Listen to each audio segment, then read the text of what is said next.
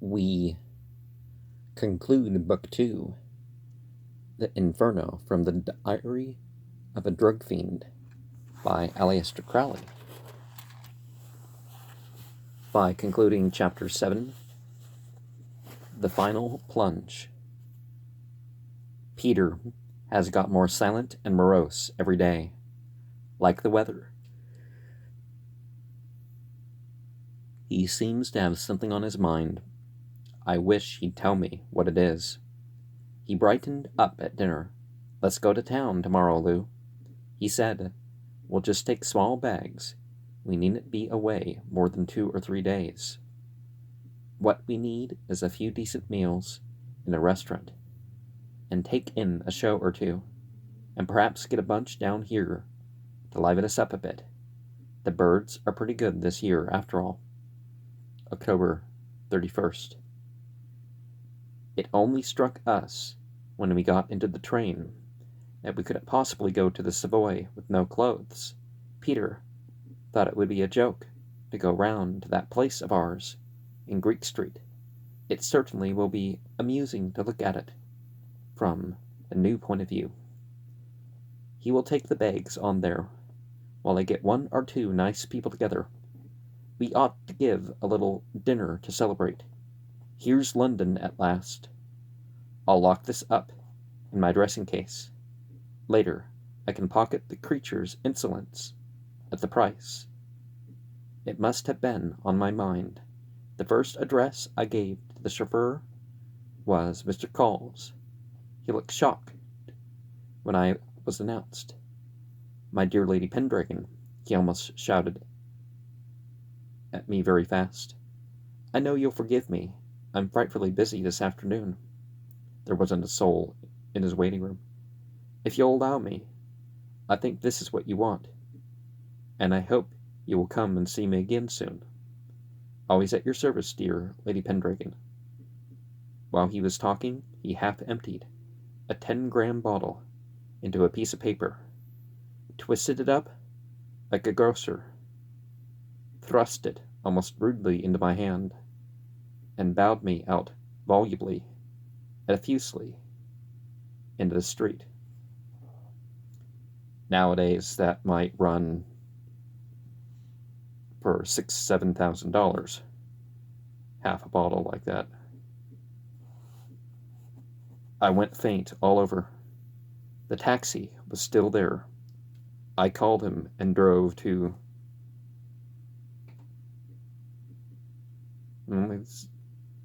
the Big Macs. I don't know why, but I felt that I needed a treatment. I was trembling all over. It was worse when I went in, for I could see that she was as shocked as Mr. Call. Then I got in front of a glass. How is it that in all the times I've looked at myself in these months, I've never seen what they see in a second? Good God, it's too awful to talk about. My face is drawn and haggard, and pale and wrinkled. I might be 60. Well, what do I care? I've had 3 beautiful sniffs. Now, back in the day, they didn't have to worry so much about adulterants, but adulterants can make that more or less permanent. But a lot of people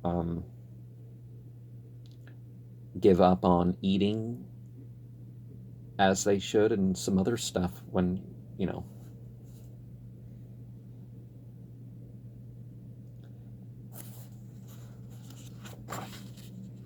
Madame de Bignax dolled me up as well as she could. Already I looked much better, and I felt superb. Peter was out when I got to Greek Street, so I had opened my dressing case and wrote this up, and had a few more sniffs. The only trouble before was simply our own foolishness. We didn't take ordinary precautions. This time, we're going to watch out Peter's back, furious. His peddler has been pinched, so I came to the rescue.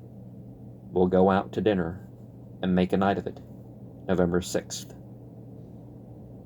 Samhain is often November 6th, so it's interesting that 31st and 6th, because it's the night of the crosswalker. We've arranged for a regular supply, but the hellish thing is that the stuff doesn't work anymore.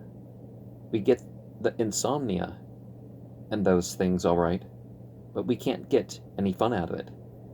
We've tried all sorts of dodges. It's no good. Well, strychnine and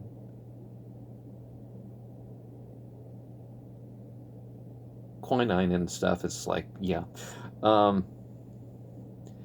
Being with it simply dulls the pain of being without.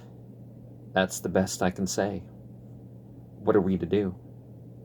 There are 3 more entries in this diary, but they are illegible, quite beyond conjecture. The only words decipherable are sleep, near the beginning of the first, the name Basil in the second, and the word poison in the third. And then